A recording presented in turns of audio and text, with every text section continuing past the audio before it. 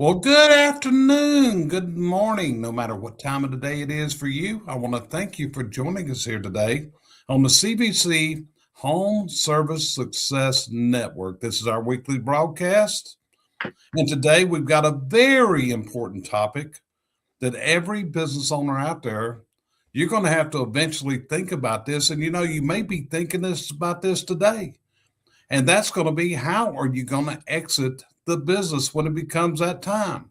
Now, you may be listening to me and you think, hey, I'm not ready to retire. That's okay because what we're going to talk about is not just for somebody at 65, 70 years old, 60 years old, ready to head out to the beach or the mountains or wherever, because here's the true reality. Every owner is going to exit eventually. The question is, when is it going to happen? How is it going to happen? And on whose terms? And we're going to talk about the various ways today of exiting from the business. You might sell the company. You might pass it to your children. You might sell it to private equity. That's been a hot topic for the last few months. You might build a management team that operates the company. You continue to own it and receive the profits.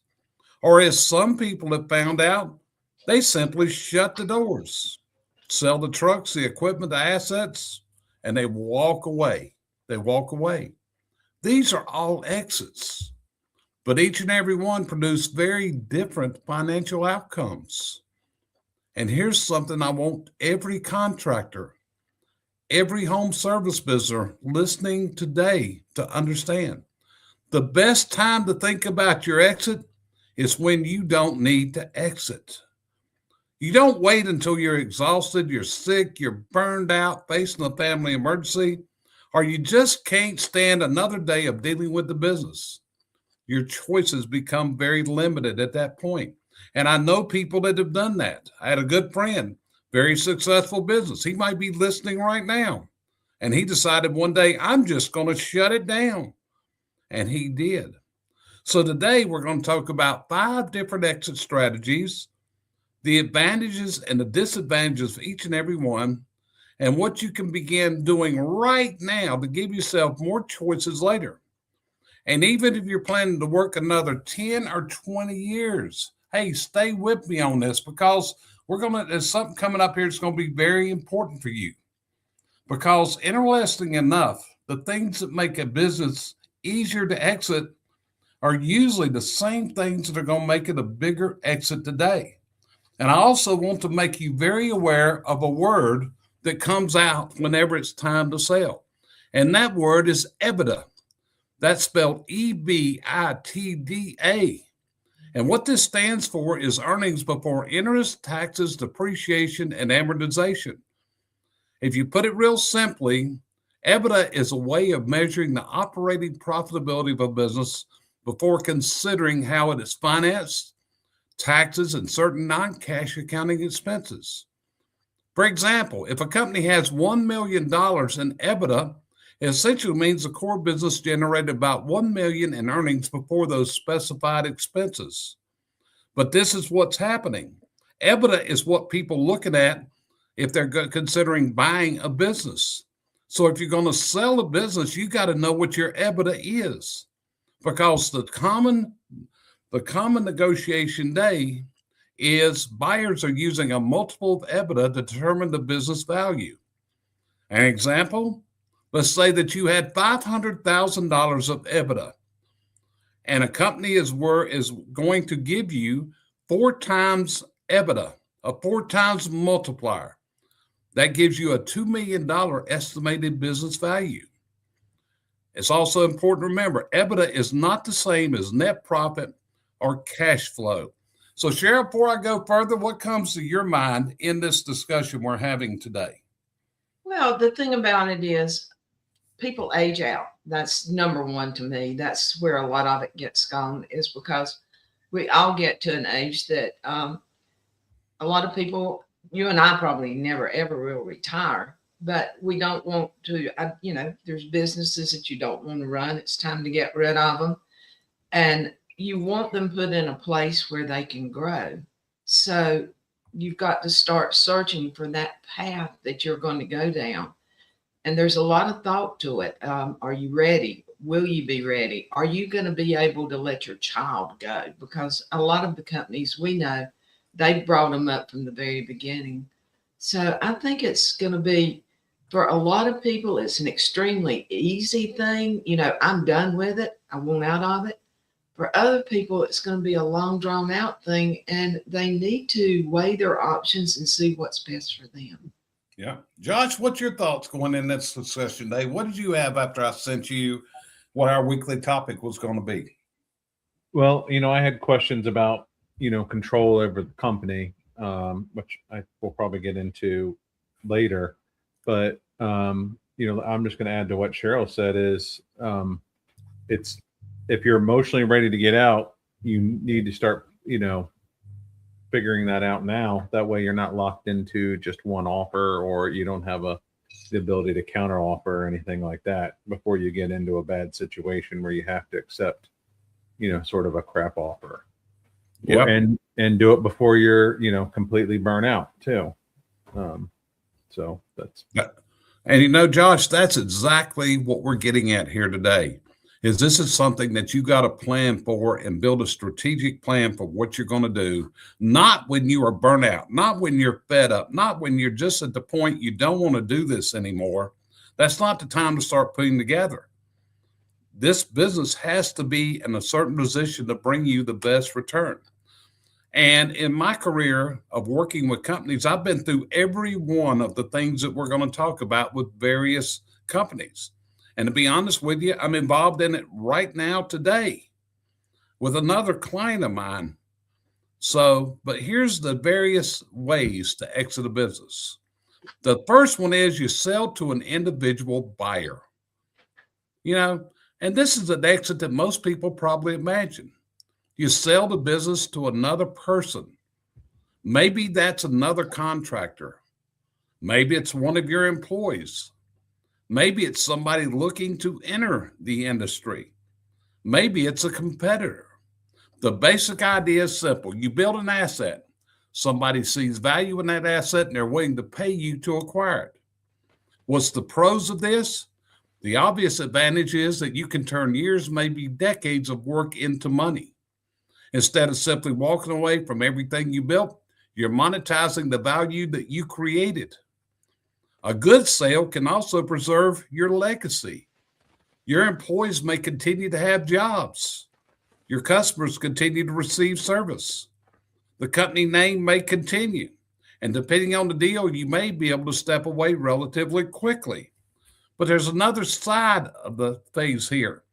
Depending on the deal, understand, selling a business isn't like selling a used truck. A buyer's going to want to understand, what are they buying? They're going to look at the financials. They're going to look at profitability. They're going to look at employees. They're going to look at customer concentration. They're going to look at your systems, your processes. And here's one of the biggest things they're going to look at is, how dependent is this company on the current owner? Because I can tell you, just like it is, I know some very successful businesses that were too dependent upon the current owner and could never be sold. Imagine two companies generating the same revenue and profit. Company A has systems, trained managers, documented procedures, strong financial records, consistent marketing, and a business that can function without the owner being involved every hour of the day. Company B has an owner who sells every major job, handles every employee problem. He knows all the customers personally and approves practically every decision. Which company would you rather buy? Obviously, it will be Company A. An individual buyer may have limited financing. That can mean seller financing, earnouts. Are you carrying some of the risk after the transactions? In other words, you may not get the money. You might hear, I'll give you part of the money today and pay you the rest over the next 5 years. That means technically you sold the company, but part of your retirement money is still tied to whether the new owner succeeds. You may also have to remain involved during a transition. And emotionally, selling can be something that's harder than most owners ever expect. You spent 20 years saying, this is my company. And suddenly somebody else owns it. They're going to change things. They're going to make decisions differently than you would. If you're going to sell, eventually you have to accept it's no longer your company. So, Cheryl, I know some of those points that I just went over hit you hard. What's your thoughts on what I just said? Yeah, I did not have a company that I could put with somebody, but I had someone approach me and want to buy it, looked at everything, and assumed that they could take it and go with it, but they didn't want me involved for a very short period of time. And it's not doing that well at this point. And I really do hate it for them, but that's what's happening. But I think there's always that chance. As much as you vet someone and see where they're at and take in account what money they've got to come into your company, if they've got the gumption to go after what's doing, that makes it easy. But if they don't have if they can't check all the boxes, this may not be the route that you want to take. It may be not work for you. But I do see a lot of companies that sell to private people and they turn out great. They work for them for a period of time. Some of your clients I know have sold, and you're working with the second group of people or the second generation, and it works really great. For some, it doesn't. I think we're talking about this one. I mean, this is just the way it works. It's however you can make it work out, and if it works out. But I think anything that you do, you just really have to invest your time into it to see if that's what you want. And then you try it. And yeah, are there things I would have done differently? To be honest, probably not. Because the sale that I had going looked like it was going to be a really good one. We both thought so. And everybody around us did. But it just didn't turn out that way. And so if anyone wants to talk about it, I'm more than open to discuss this with them. Got you. Josh, what about you? What's your thoughts as I rambled through that of selling to someone else? What came to your mind? Well, you got to be prepared to emotionally walk away. I've definitely, even, with our company, when we sold it, I challenged the way they're doing things, and, things just don't, to me, they still don't make sense what they're doing. And it's been 3 years since we've sold it. And if you're not prepared to emotionally walk away, it's going to be, a bit of a train wreck. And I think they're paying the prices for it. I don't think they really learned our business model, so to speak. And I've also seen someone, one of the people that tried to buy us is having a real hard time on his own. Because you talk about that, that they wanted us to finance, and now they're in a world of hurt right now, and we would have lost out on that money. So that's a real, you talk about that. If they're going to hold on, if you're going to hold money on it personally, I know of 2 instances where that's gone bad, personally, where that's gone bad, where someone's gone bankrupt or stiffed them on money and things like that. So you really need to know that person, even though if you think you know them well, you need to be leaning on assets and things like that. Yep, very true. And I knew that as I went through that whole list of things I just went through, that was something that you would have opinions on, okay?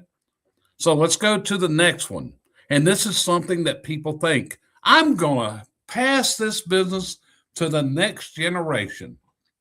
My son, my daughter, my grandson, whoever it is. There's something really appealing about this.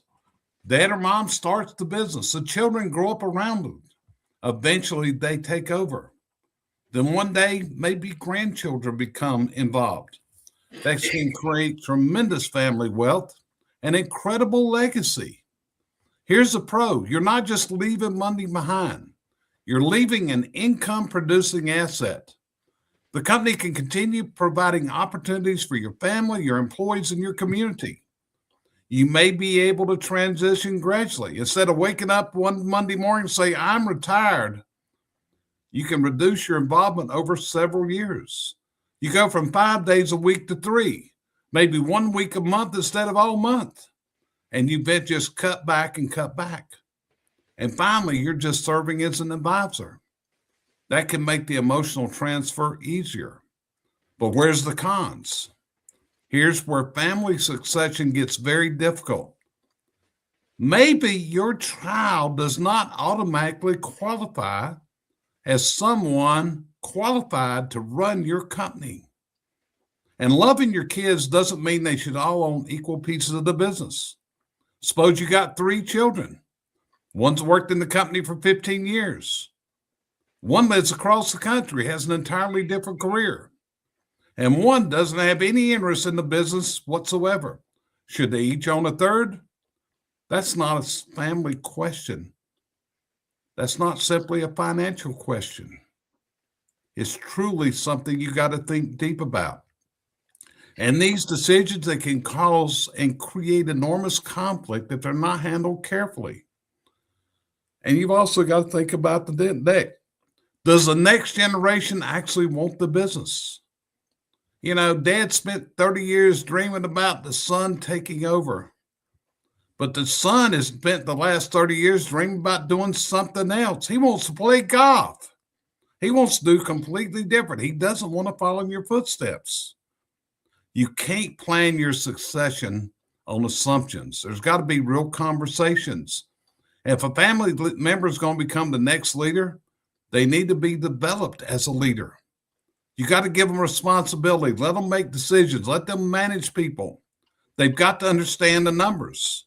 And they're going to make some mistakes. And that's why you're still there to help.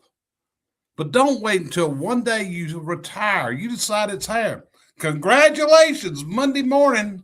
It's all yours, big boy. Take it and run with it. Because it's a process, not an event.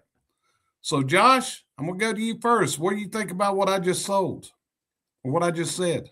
Well, you know, that was always our intent till I got burnout, was I was going to take over the family business. But I worked every aspect of it, and I knew the cost of every nut and bolt in that, you know, in that building, everything. Because I mean, I did every project and everything in there, and I was the push for change. And I will tell you, I've, you know, having been a consultant for a few years now, if the younger generation's probably not pushing to be better and not to be the voice of change, they're probably not going to be the one to take over the company. From my experience, from what I've seen since this, if they're just content to make whatever X, that's been my key takeaway. If they're not pushing for change, pushing to be better, they're not going to have the passion to carry the business on. Got it. Cheryl, what's your thoughts over what I just said? Well, the things I've got to say the most is, number one, the children have to want it. And then they've got to be willing to make the decisions. And you've got to be willing to keep your mouth shut a lot of times. Because I think you're going to, if you don't, sometimes they just have to make a small mistake. They do. But if you don't, you're going to create such a controversy within your family that the family breaks up. So now all you've traded is your business for the family. And that's not saying everybody's that way. I've seen some that's done really well. I've also seen some that became the major point between the father or mother and the kids, because they're on different pages, just as if you're with a different buyer. If you start making the suggestions and telling them how to run it, their question is going to be, well, why did you sell it if you wanted to run it? So I think that's where the biggest problem comes in, is a controversy that it actually puts within the family life. And again, if you've got 3 kids, or 2 of them going to be alienated if you give it to one, especially if they do really, really well. And so I think family is not always the way to go unless they've been in the business. Josh had been in the business. He saw the nuts and bolts and didn't like some of them. And now I don't know if I don't think he would ever back up and do it again, because I think that I don't know if it's him and his mom could deal with it the same way me and my kids couldn't have if I'd have turned it over to them.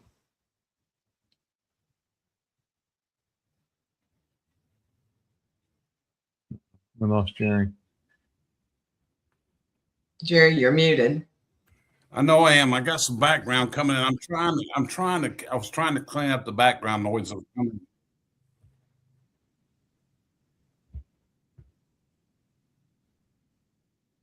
Josh, how long did it take you to realize that not taking over the business was a good thing for you?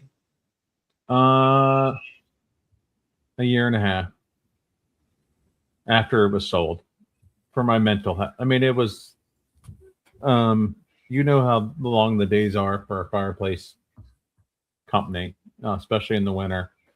Now that I can do things with my kids, that's what I mean. I'd been doing it 25 years by that point already, and I've been running the company for a number of years, and I had just gotten ground down to the point where I needed a change for my mental health sake. Yeah. Because Okay. I was spiraling. Yeah. Okay, I'm back. Sorry about that. I had some background feed coming in. I had to shut the mic down and clear it out. So hopefully I'm okay now. But the next one, this is the hot topic today. And this one started coming up a couple months ago. And we actually did a broadcast on this a couple weeks ago, which is selling to private equity. This has brought a whole bunch of attention. It's become a really big thing out here in all areas of home service.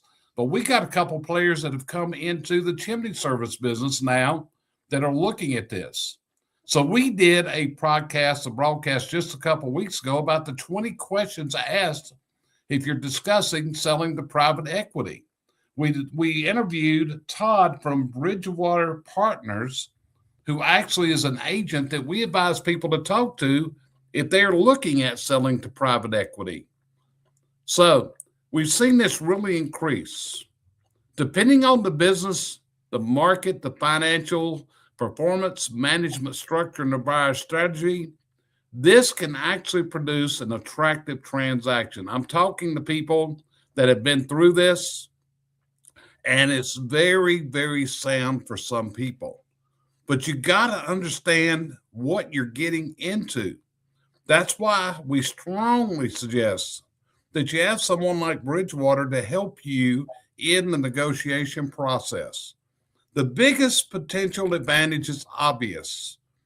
A successful transaction can allow you to take a substantial amount of money off the table right at the closing.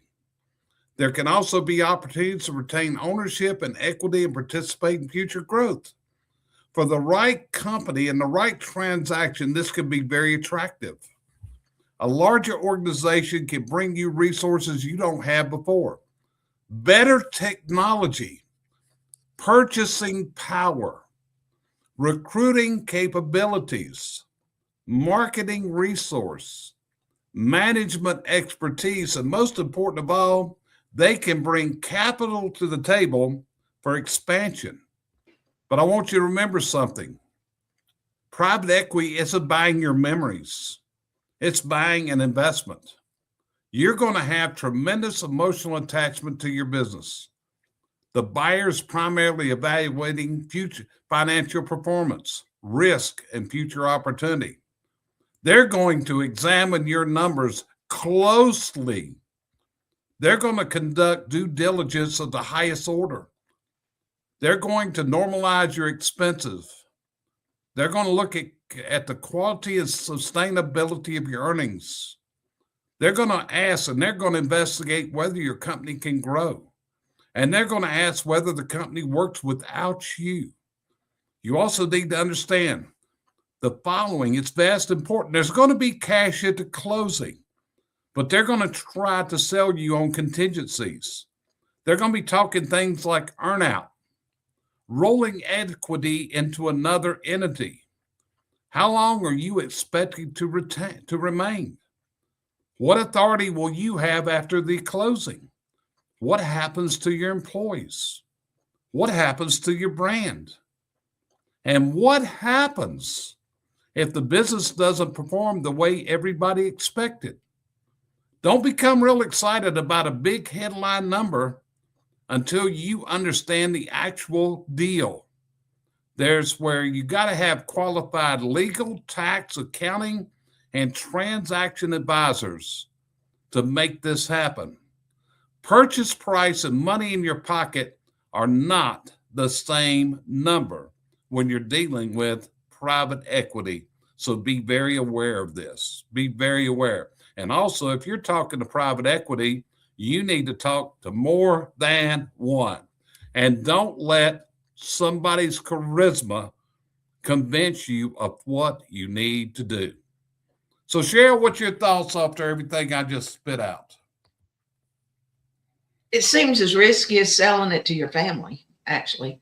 The trouble is you have no control to amount to a thing like as you would. You've sold it. It's their company now. And if you don't negotiate what you want early in the ball game, then I mean there's no going back on this. It is what it is. And so I can see where it can be a huge benefit for some people. And then I can see where other people cannot deal with it because, like you say, you're going to lose a lot of employees because they're going to take over a lot of the day-to-day stuff. Do you have an attachment to these people? You've got to look at it on your personal, the way you feel, and also how you feel on it just as the money, because you're not going to get it all up front. And I think everyone has to really think about it. It's not, to me, it would not need to be a fast decision at all, regardless of whether you knew your numbers. I think you need to think about it in every aspect of, it's my company. Am I willing to give it up? There's nothing, I don't have the say I used to. Are there things in it that I can deal with? And the main thing, are there things in this exchange that I cannot deal with? Because you need to negotiate those out before you step into it. Gotcha. Josh, what's your thought after everything I just spit out? Well, those may be jobs you don't want to do anymore. Purchasing and I think we talked about this, purchasing and bookkeeping and things like that. Those are always non-value added positions anyways to the company. So you may be tight on office space, and that may be a good thing too. One of the factors in when we signed up for Service Titan originally was what size office staff did we need with this software.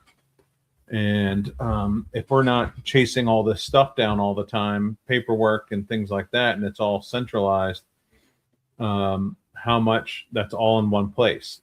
So there's nothing wrong with, more technology, things like that. Also, if they're starting to combine their buying power, I don't know if these companies are doing that yet, but there are deals to be made if you're big enough, for sure. There are definitely deals in increased margins. And when you come to the table with a much bigger checkbook and much more bigger buying power, there are deals to be made. Okay. So we've talked about 3 of the methods of exit from the business. And remember that EBITDA thing that I explained at the beginning, because you better believe that's what private equity is going to want to determine. And that's where the buy is going to be based on, as a multiple of what your EBITDA is. But here's a 4th one. And this is an option that sometimes owners overlook. What if they don't sell it at all? What if instead you build a company that doesn't require you to operate it every day? You hire and develop management for the company. You create systems. You establish accountability. And you move from being the person who runs the business to being the person who owns the business. It's an investment. This can be an extremely attractive outcome. What's the pros here? The big advantage is you keep ownership of an income producing asset. Instead of receiving one check for selling the company, you potentially continue receiving distribution or profits from the company. And you bought yourself something extremely valuable called time. Maybe you want to travel. Maybe you want to spend more time with family. Maybe you want to coach or mentor others. Maybe you want to invest in another business. Or maybe you just don't want your phone ringing at 6:30 every morning because somebody didn't show up for work. And there's other advantages.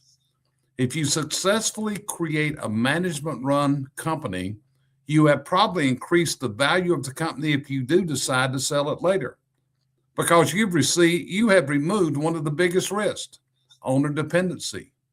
But there's a really big challenge here. You got to find, develop, and retain good leadership. And good management isn't cheap. And this is what a lot of owners say. Nobody can do what I do. Sometimes they're right. But that's not necessarily something to brag about. Because if nobody but you can operate your business, you built yourself a job with employees.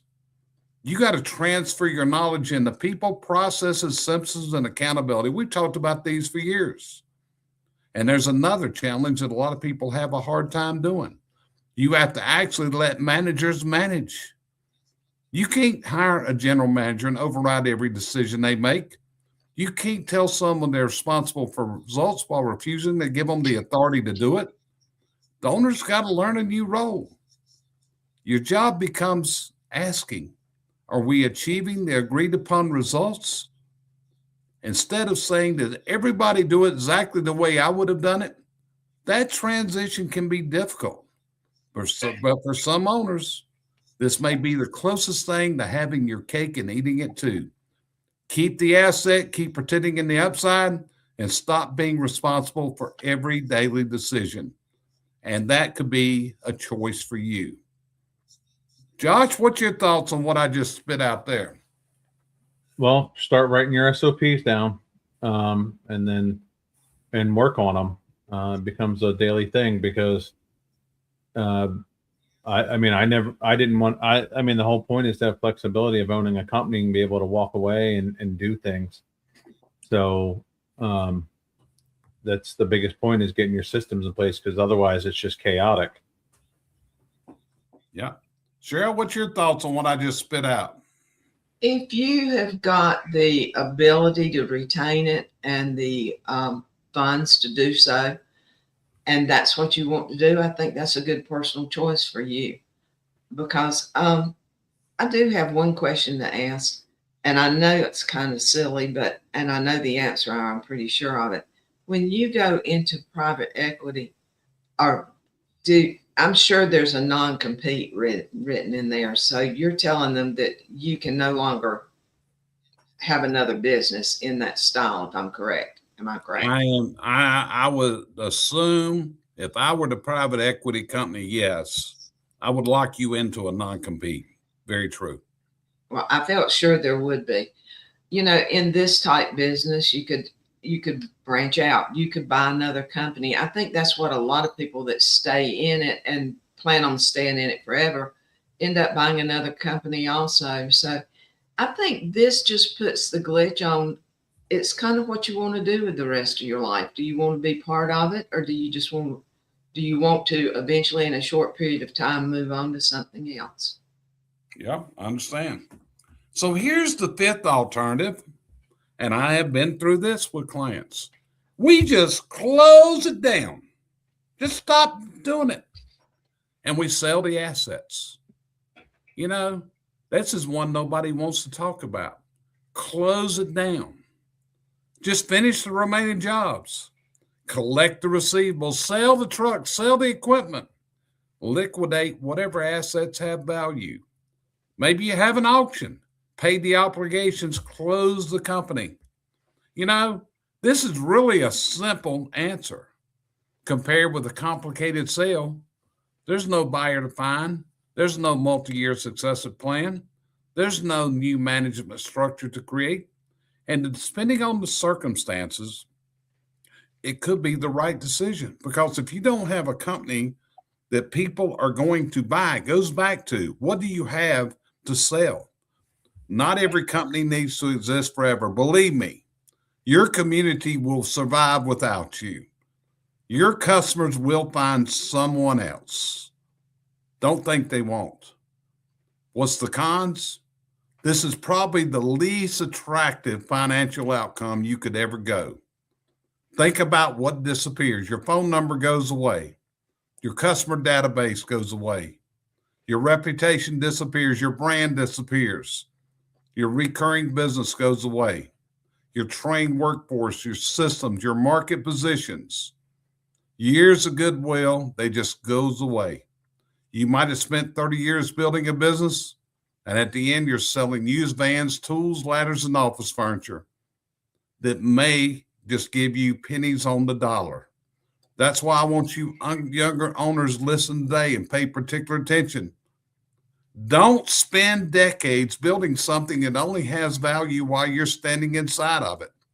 Build an asset that somebody else would want to run. In other words, from day one, build a company of value that you can sell it, because the day will come you do want to exit. Cheryl, I'm going to go to you first. What's your thoughts after what I just said? Would not be the method I would choose, but for some people, maybe their tools are worth more than their business. A lot of times, everybody thinks that their customer list is a sellable asset, and it's really not. It's the rapport that you've built up with them, but that doesn't, to me, doesn't matter to the other buyers. They're assuming that everything's going to stay the same. But I think you just have to decide, are the assets worth more than my health, or worth more than what I'm doing? Or am I just one of those people that don't want anybody to have my business? And I think that right there is one of the links that need to be in it. Some people can deal better with no business and less money than realizing that they built something that somebody else is going to take and go with. Yeah. Josh, what's your thoughts on option number 5? Well, my main thought is what you brought up here was, you said, value of a customer list not being really worth anything. But if you have them on service contracts, what is that worth, Jerry? So service contracts could be worth something if they are transferable. Yeah. So yeah. And that's one of the things that private equity is going to look at. What is your recurring revenue? In other words, how many customers are regular customers and how many are one time? That's part of the research they're going to do. So the customer list, if they are recurring, could be an asset. Yeah. And does that include like forward schedules or just reoccurring? Are we reoccurring? Where you can show a track record. They don't, buyers don't like to look to gamble on the future. They want to look at past performance as a rule. Yeah. And that was kind of my question, but yeah, tools and equipment, used tools and equipment aren't worth as much as you think they are. If there's an auction, if you really think they're worth something, there's a website I buy stuff from here and there called Rasmus all the time, and they wholesale off, businesses all the time. And what stuff goes for? I mean, let's just say a lot of these are bank owned foreclosures that they're doing, but these tools and equipment aren't going for top dollar. Matter of fact, I bought out, because our propensity for burning out drills in this industry, right, Jerry? Yep. So I went and bought every 1/2-inch drill that a 200 person electrical union had for $5 to $10 a drill. And these were all Milwaukee 1/2-inch drills. And I spent $300-400, and I had a crate of drills. So don't think that that you're going to get some big money because you paid big money for it. That's not. Put it on Facebook Marketplace and see if you can get top dollar there, because if it's going up for auction, it's going up to resellers, and you're not going to get your money there. That's it. Can So- I read this? And this is just for my benefit, and maybe anybody that doesn't understand it exactly like I do. So you've got your contracted jobs, or you've got things there. You've got to, wouldn't they have to figure out that everybody that you had under the contract thing was going to stay there? I would think a lot of people would move if they realized, if it was a smaller business, especially, that the people that were there aren't there anymore. Yeah, it could be a gamble, Cheryl. I mean, that's the whole thing. The future is a gamble. And the buyer, how much are they willing to gamble? But just like Josh says, used equipment's not going to bring you a lot. I often refer to that courthouse value. What would it sell if the company were being auctioned on the courthouse steps? That's kind of what and if you've ever been to an auction and watched this, it can be disappointing sometimes, especially to watch somebody lose property, family farms, those kind of stuff. It can be very depressing. So again, there's a lot here, but we went over 5 different exit plans today. The question is, which exit is the right one for you? Because no matter what your age is, it's going to come a day that you got to decide this. So which option is the best? There's really no one answer. For one person, selling may be the dream. For another, seeing their offspring, their son or their daughter, become the next generation leader, maybe that's the dream. Somebody else, they may want a private equity transaction. And somebody else says, hey, I don't want to sell. I want the company producing income while I'm fishing on Tuesday mornings. But here's what I want you to recognize. No matter what your exit is, it requires the same preparation if you're going to sell. You need clean financials. You need consistent profitability. And Josh brought this up. You need documented systems. You need good people. And there's got to be leaders beyond you. Remember, some very successful businesses depended so much on the owner, he could never sell them. You need repeatable sales and marketing processes. And you need customers who belong to the company, not personally belonging to you. And you've also got to have a company capable of functioning without you. Think about this for a minute. If you disappeared from the business for 90 days, what would happen? Would the company continue operating? Would sales continue? Would employees know what to do? Would customers still receive great service? Would your bills be paid? Would somebody be watching the numbers? Or would things start falling apart? Your answer is going to tell you something important about how transferable and potentially how valuable your business really is. So I want to leave you with a thought for the week. Take out a piece of paper and write down my ideal exit and answer the 3 questions. Number 1, when would I like to have the option to stop working in the business every day? I said options. You may decide to continue working, but there's a big difference between working because you want to and working because you have to. Number 2, what do I want the business to provide for me after I leave? Are you looking for a lump sum, ongoing income, family wealth, legacy, a combination? The last thing is, what prevents my company from accomplishing that today? Does everything depend on you? Does your profitability need improvement? Are your books where they should be? Do you have the right management? Is there a successor? Maybe your company isn't large enough or profitable enough yet to produce the outcome you want. That's where your work begins. Because your exit strategy isn't something you create 6 months before retirement. You're creating it right now through decisions you make every day, every system you document, every leader you develop, every movement you make to profitability.